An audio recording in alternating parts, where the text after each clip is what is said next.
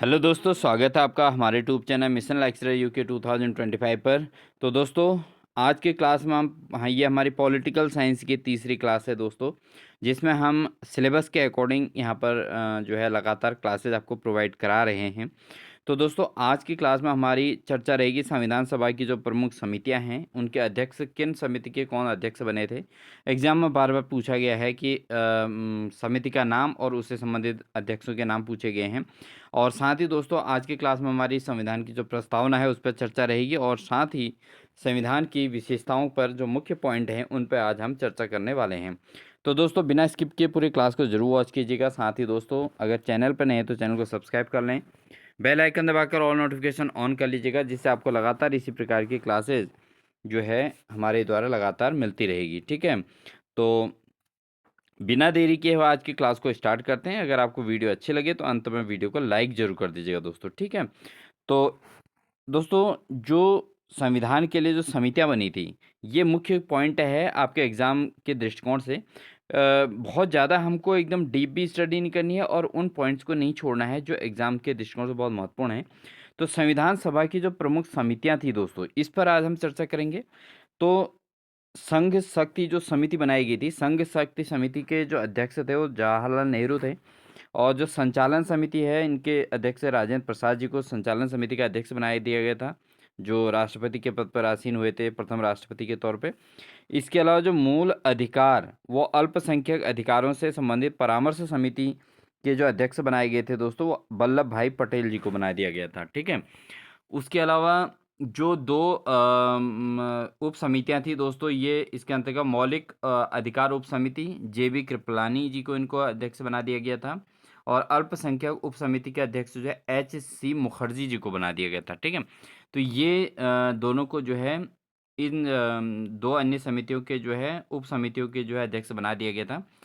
इसको हम नोट कर लीजिएगा दोस्तों, क्योंकि इंपॉर्टेंट फैक्ट है। ये सारी चीज़ें, इनमें से कुछ भी आ सकता है एग्जाम में, कोई भी आ सकता है। ठीक है, क्योंकि पॉलिटिकल साइंस का पेपर है तो ये बहुत महत्वपूर्ण है इसके अंतर्गत ये चीज़ें।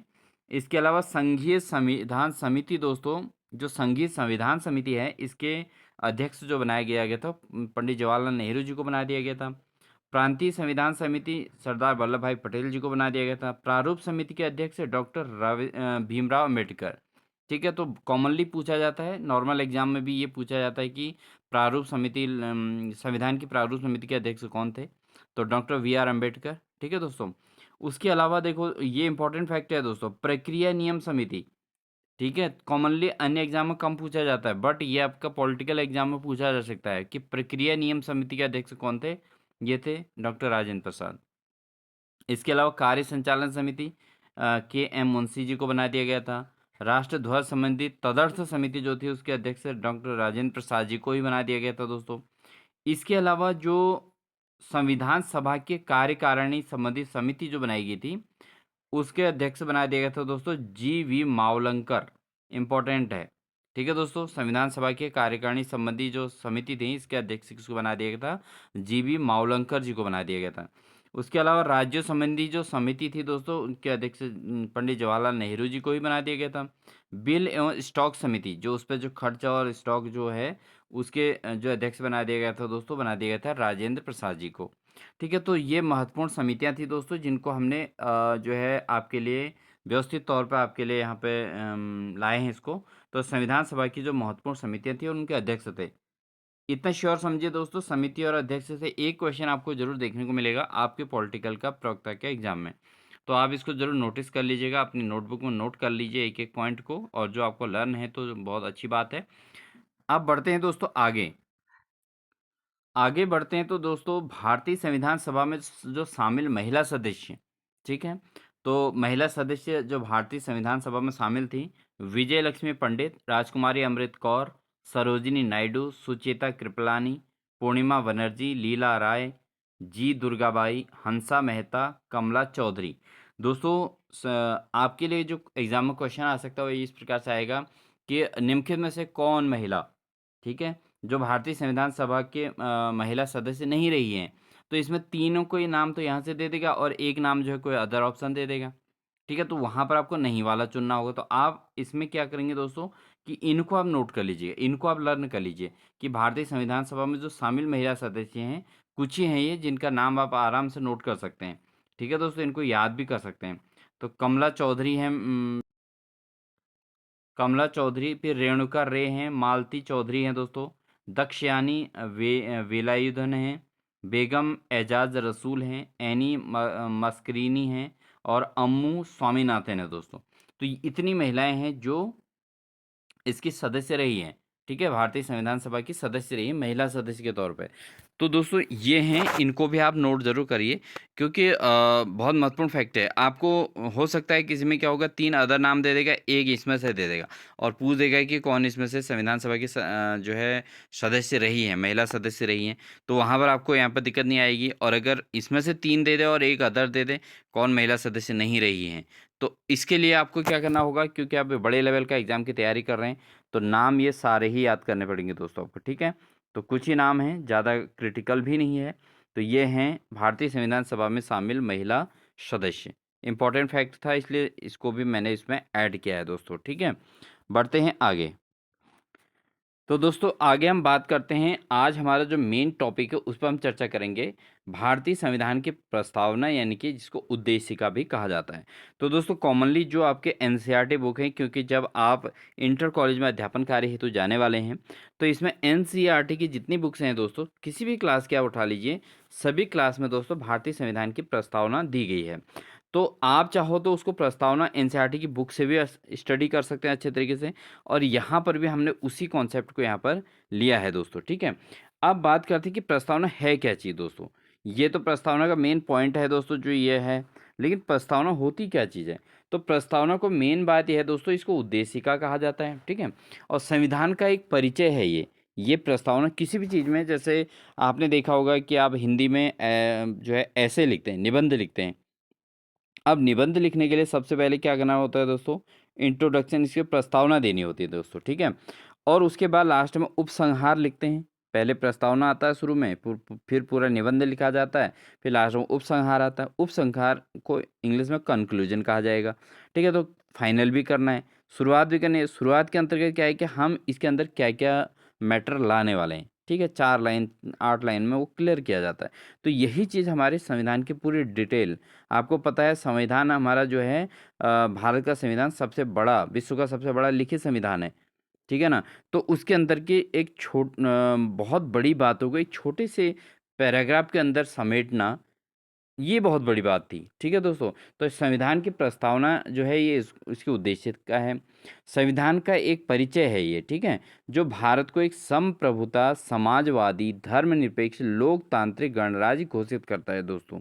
क्या करता है, संप्रभुता, समाजवादी, धर्मनिरपेक्ष, लोकतांत्रिक गणराज्य घोषित करता है, और सभी नागरिकों के लिए न्याय, स्वतंत्रता, समानता और बंधुत्व सुनिश्चित करने की प्रतिबद्धता व्यक्त करता है। ठीक है, मेन बात यह है दोस्तों, अगर हम संविधान की प्रस्तावना की बात करें तो दोस्तों। ठीक है, अब संविधान की प्रस्तावना के अंतर्गत मेन लिखा क्या है कि इसमें जो है दोस्तों, पहले हम चर्चा कर लेते हैं कि संविधान की प्रस्तावना पूरी है क्या।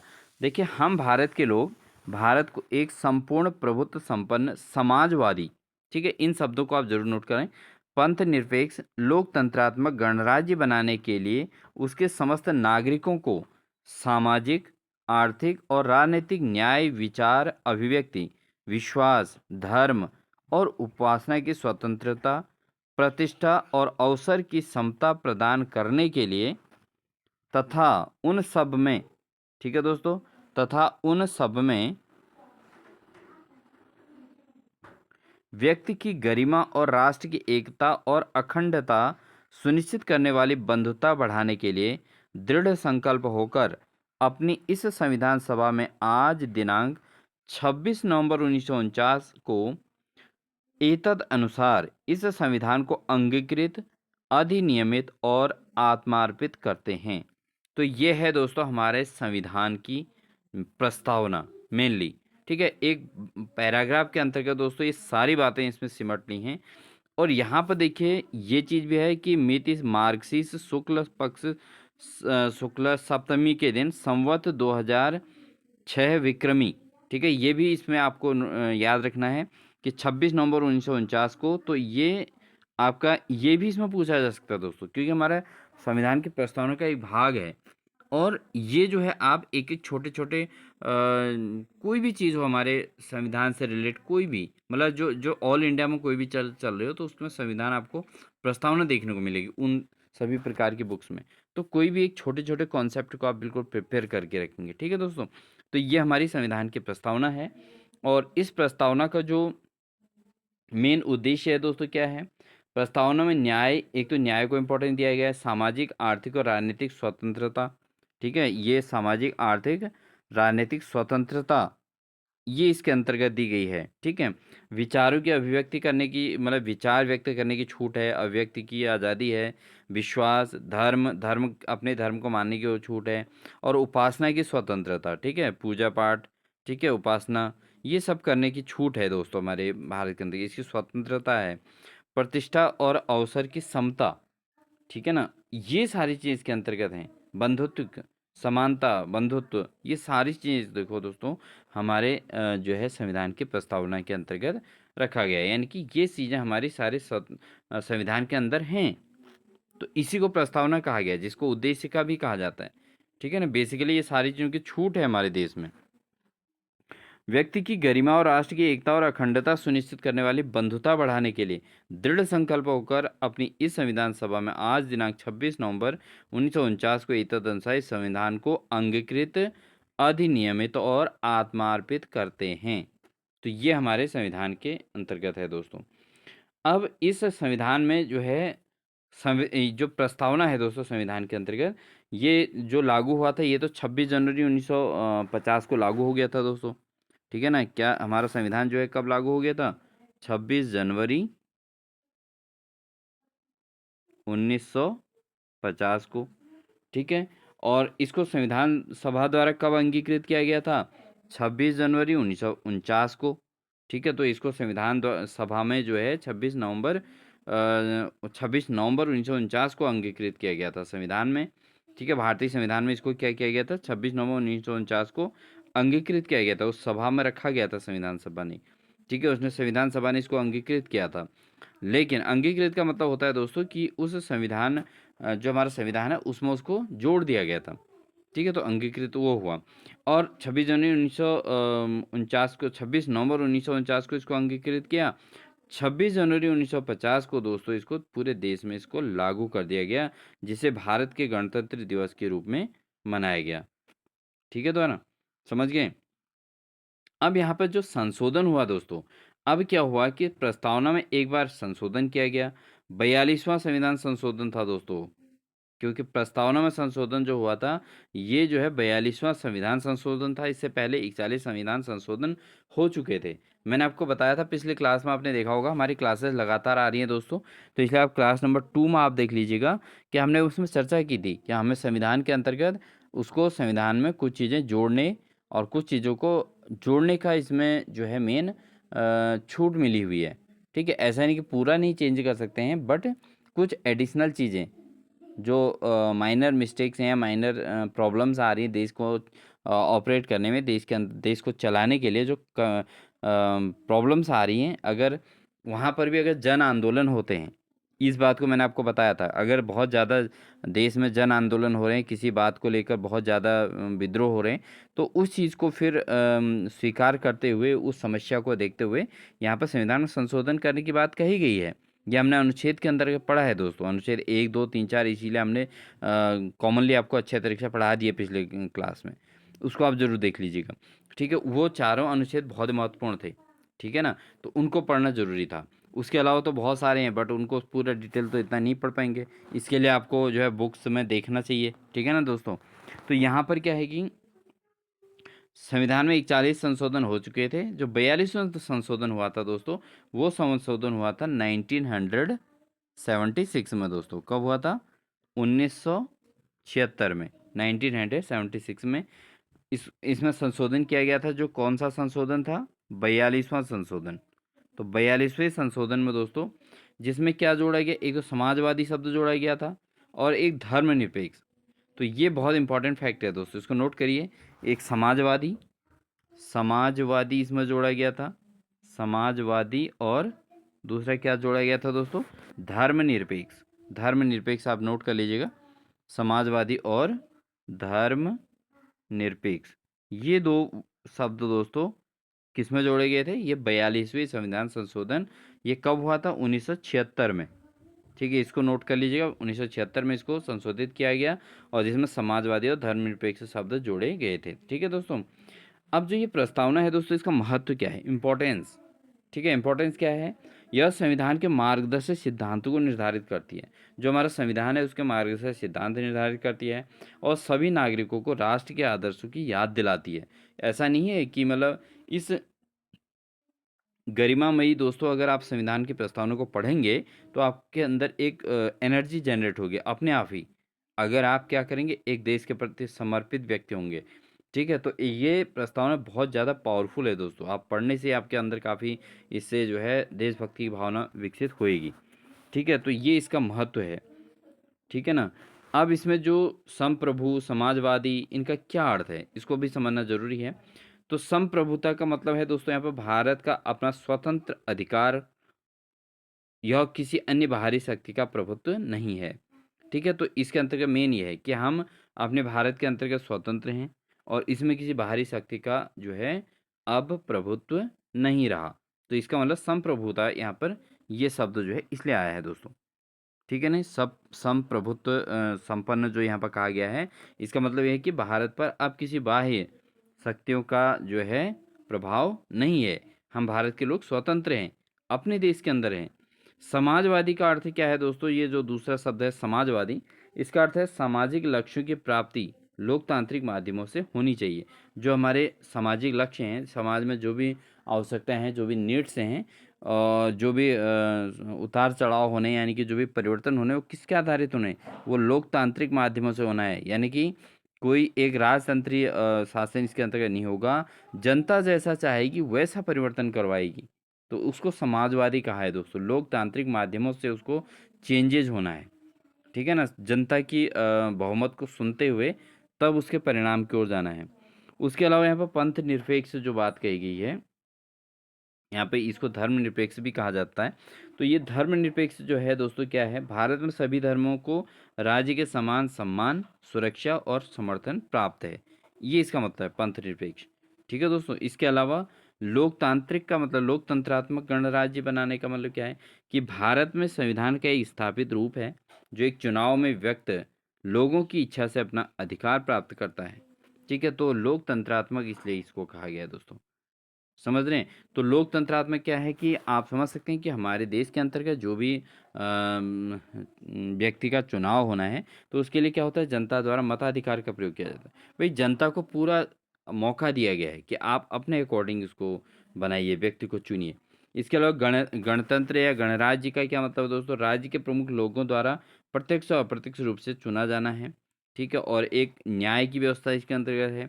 सामाजिक, आर्थिक, राजनीतिक न्याय की इसमें बात कही गई है। स्वतंत्रता है, पूरी देर लिबर्टी है। विचार, अभिव्यक्ति, विश्वास की आज़ादी है पूरे देश के अंतर्गत, है ना। विचार की, अभिव्यक्ति की, विश्वास की, धर्म उपासना करने की स्वतंत्रता इसमें रखी गई है। समानता रखी गई है दोस्तों, सभी को समता का भाव दिया गया है, समानता का भाव दिया गया है ना। प्रतिष्ठा और अवसर के समानता की बात कही गई है। उसके अलावा बंधुत्व, इसमें एक शब्द जुड़ा है, बंधुत्व की भावना है दोस्तों इसके अंतर्गत, है ना। ये देखिए, अखंडता, एकता और बंधुत्व की बात कही गई है। अब ये बंधुत्व क्या है दोस्तों? गरिमा, व्यक्ति की गरिमा और राष्ट्र की एकता और अखंडता सुनिश्चित करने वाली बंधुता बढ़ाने की बात कही गई है।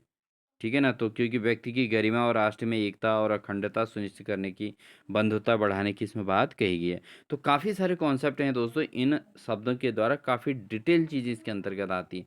एक एक शब्द में बहुत बड़ा 5-5, 6-6, 8-8, 10-10 पेज की बात छुपी हुई है एक एक शब्द के अंतर्गत। तो ये है प्रस्तावना। प्रस्तावना की इतनी ताकत है दोस्तों, ठीक है नहीं।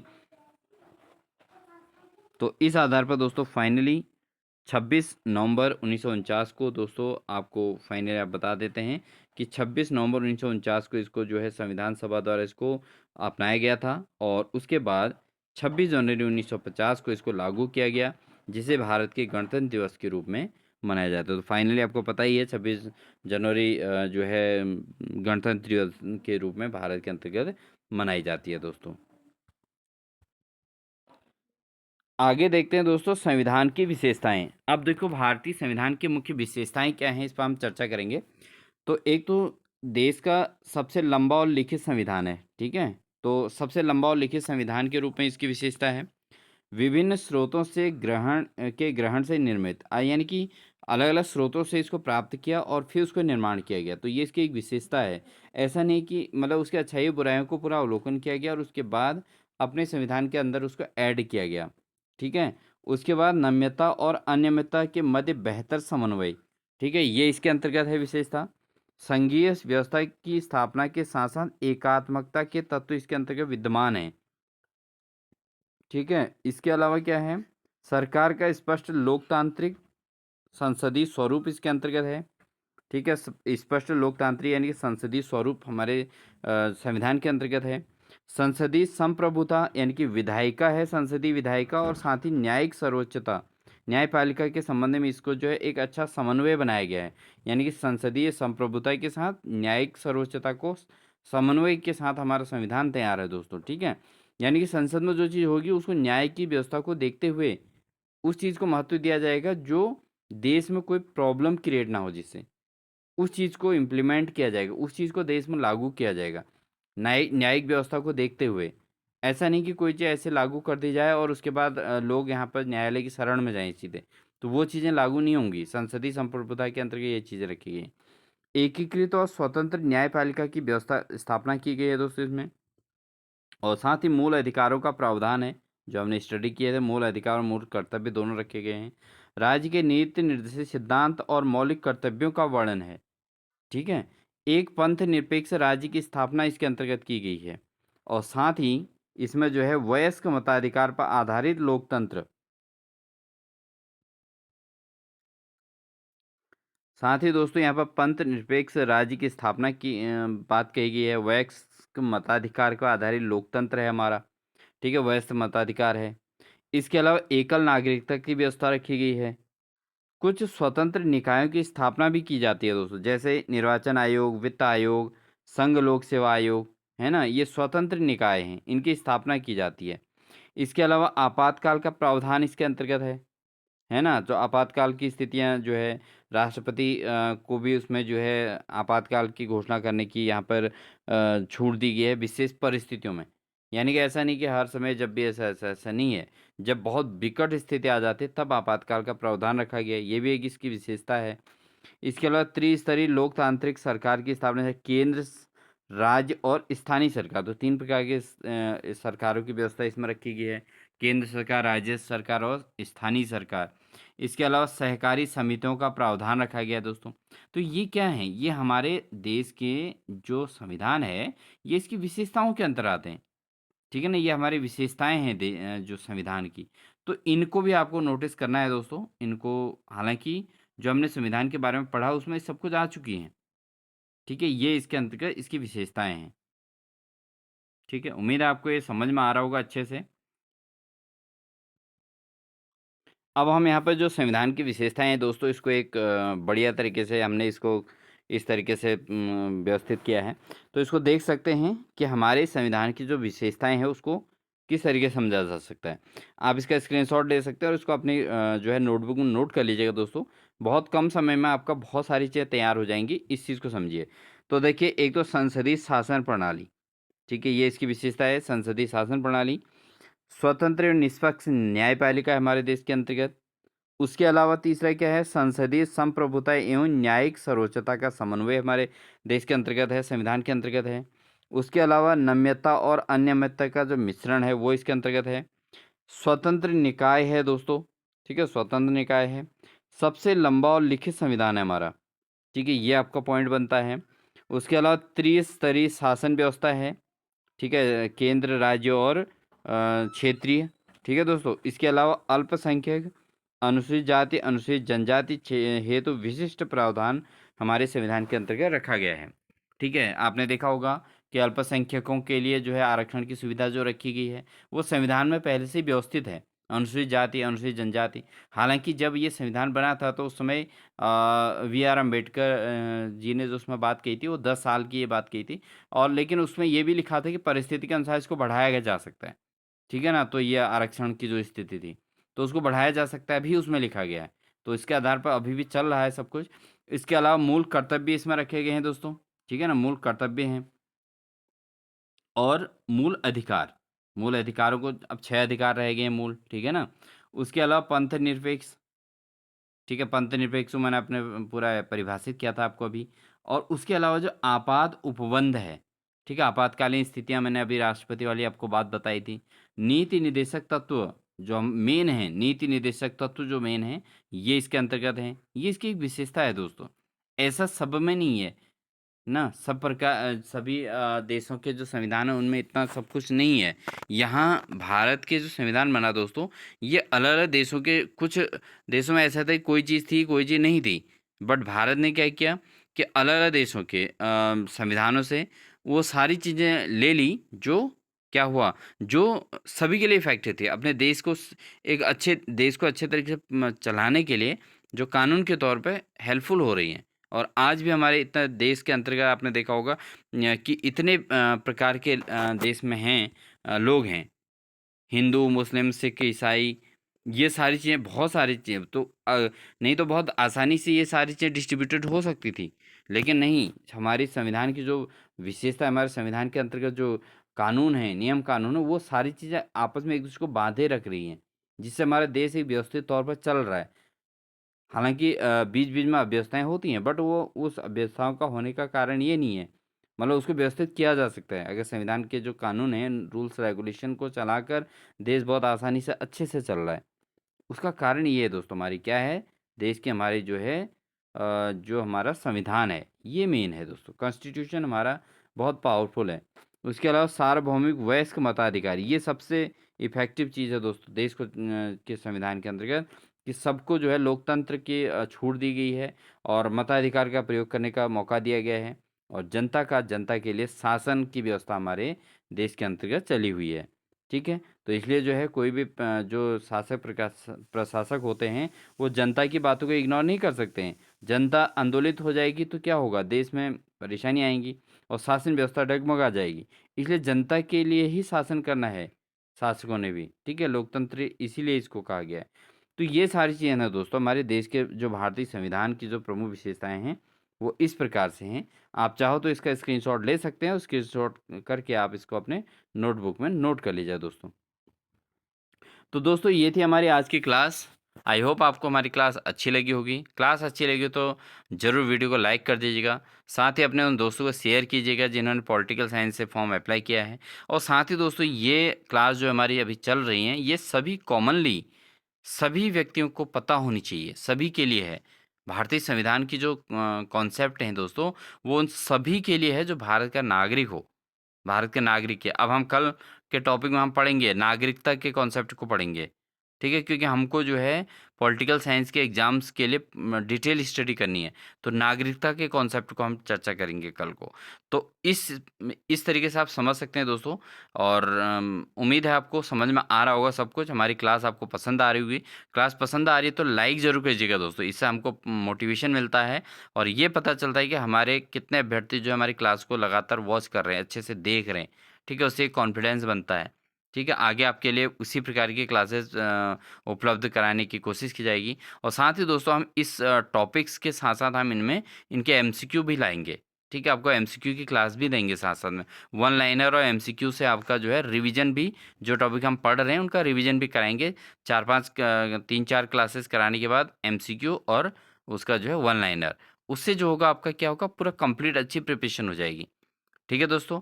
अगर आपको हमारी इस क्लास की पीडीएफ की आवश्यकता हो तो आप हमारे ज्वाइन सेक्शन में जाके मेंबरशिप ले सकते हैं और मेंबरशिप लेके आपको हम टेलीग्राम का लिंक के द्वारा आपको जो है इसको प्रोवाइड करा देंगे दोस्तों, ठीक है, पीडीएफ। लेकिन जब आप मेंबरशिप ज्वाइन करेंगे तभी ये सब कुछ हो पाएगा दोस्तों, ठीक है, ये चीज़ आप ध्यान दीजिएगा। बाकी हमारे कोई पेड कोर्स अभी नहीं है दोस्तों, इसलिए जो है हम पेड कोर्स नहीं करा रहे हैं। हम डेली आपको यहाँ पर यूट्यूब के माध्यम से क्लासेस कराएंगे। मेंबरशिप एक नॉर्मल मेंबरशिप रखी गई है, आप उसको देख सकते हैं। आप जॉइन सेक्शन में जाइए और उसमें जो है मेंबरशिप देख लीजिए कितने कम जो है उसमें व्यवस्थित तरीके से आपको मेंबरशिप मिल रही है। और आपको डेली क्लासेस मिलेंगे, आपको आपके कमेंट्स के इंपॉर्टेंस को समझा जाएगा।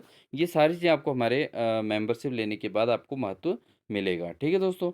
तो उम्मीद है आपको हमारी क्लास पसंद आई को लाइक कीजिएगा, वीडियो अच्छी लगी तो इसको शेयर ज़रूर कीजिएगा। चैनल पर नए हैं तो चैनल को सब्सक्राइब कीजिएगा, बेल आइकन दबा के ऑल नोटिफिकेशन ऑन कर लीजिएगा और साथ ही साथ अपने जो है आपके इफ़ेक्टिव जो आपके कमेंट्स हैं वो ज़रूर दीजिएगा दोस्तों। उम्मीद है आप यही करेंगे। मिलते हैं एक नेक्स्ट बेहतरीन क्लास के साथ, तब तक के लिए दोस्तों wish you all the best.